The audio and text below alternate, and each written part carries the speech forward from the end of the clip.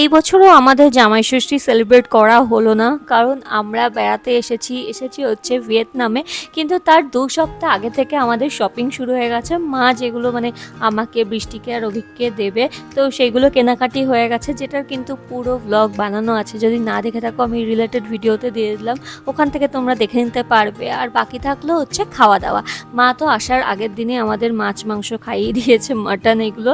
আর বাকি যে কাঁঠাল মিষ্টি যেগুলো থাকে আর কি, সেগুলো ফটিক পূজা কৃষ্ণনগর থেকে পাঠিয়ে দিয়েছে। মানে সব মিলিয়ে দিনের দিন আমাদের জামাই ষষ্ঠী সেলিব্রেট না হলেও আমরা কিন্তু আগে মানে 2 সপ্তাহ আগে থেকে সেলিব্রেট করে যাচ্ছি জামাই ষষ্ঠী। তো এইভাবেই আমাদের কেটেছে।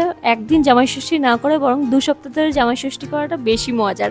যাই হোক, এই হচ্ছে ব্যাপার, কিছু করার নেই, এইভাবেই সেলিব্রেট করেছি আমরা। কারণ আমরা আগে জানতাম না যে এই টাইমটা জামাই ষষ্ঠী পড়েছে।